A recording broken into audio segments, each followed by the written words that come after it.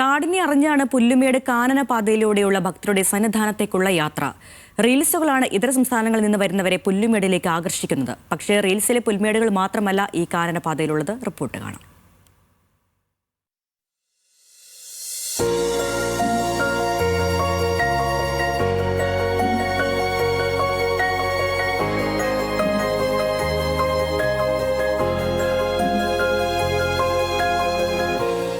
മനോഹരമായ പുൽമേടുകളും അങ്ങിങ്ങായി കാണുന്ന വന്യജീവികളെ പകർത്തിയെടുത്ത റീൽസുമാണ് പ്രധാനമായും അയ്യപ്പ ഭക്തരെ പുല്ലുമേട് കാനനപാതയിലേക്ക് ആകർഷിക്കുന്നത്.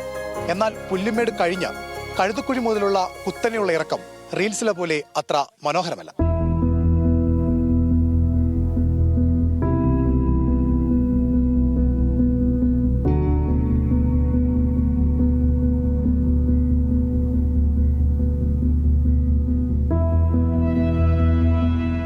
സത്രത്തിൽ നിന്ന് ആരംഭിച്ച് പുല്ലുമേട് വഴി സന്നിധാനത്തിലേക്ക് 16 കിലോമീറ്ററാണ് കാനനപാത. പുല്ലുമേട് എത്തിയാൽ സന്നിധാനത്തേക്കുള്ള അവസാന 6 കിലോമീറ്റർ കല്ല് നിറഞ്ഞ കുത്തനെയുള്ള ഇറക്കമാണ്. കഴുതുക്കുഴി കഴിഞ്ഞുള്ള ഇത്തരം കുത്തിറക്കങ്ങളിലാണ് പലപ്പോഴും സ്വാമിമാർക്ക് പരുക്കേൽക്കുന്നത്.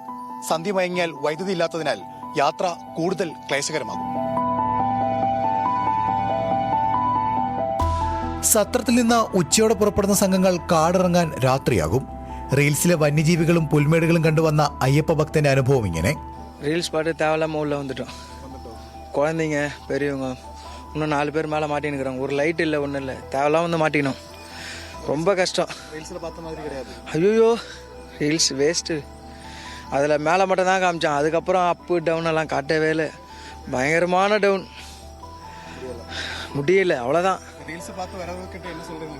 சத்தியமாக போனால் சத்தம் சேகர் தான்.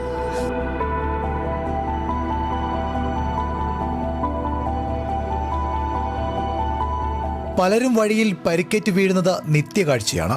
ഇവർക്ക് ആശ്വാസമാകുന്നത് വനം വകുപ്പ് ഉദ്യോഗസ്ഥർ അടങ്ങുന്ന ദൗത്യ സംഘങ്ങളാണ്.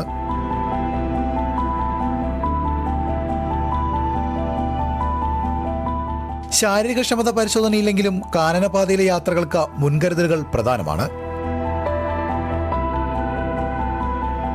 പെട്ടെന്നൊരു ദിവസം നടക്കാൻ പോവുകയോ ഇല്ലെങ്കിൽ നമ്മളൊരു ജിമ്മിൽ പോവുകയോ മറ്റോ ചെയ്ത് കഴിഞ്ഞാൽ ആദ്യത്തെ 2-3 ദിവസങ്ങളിൽ നമുക്ക് പെട്ടെന്നൊരു വ്യായാമത്തിലേക്ക് കടക്കുമ്പോൾ മസിൽസിന് ഡോംസ് ഉണ്ടാവും. ആ മസിൽസിന് അതിനുള്ള ഒരു ബുദ്ധിമുട്ട്, പെട്ടെന്നൊരു ആക്ടിവിറ്റിയിലേക്ക് പോകുമ്പോൾ ബുദ്ധിമുട്ടുകളുണ്ടാകും.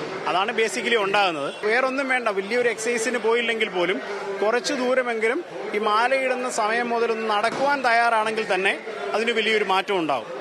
റീൽസിലെ പോലെ അല്ലെങ്കിലും കാനനപാത വഴിയുള്ള യാത്ര മനോഹരം തന്നെയാണ്. പക്ഷേ വരുന്നതിന് മുമ്പ് കായികക്ഷമത ഉറപ്പാക്കേണ്ടതുണ്ട്. കാനനപാതയിൽ നിന്നും അക്ഷയ്ക്കൊപ്പം മനീഷ് മാത്യു, ന്യൂസ് മലയാളം.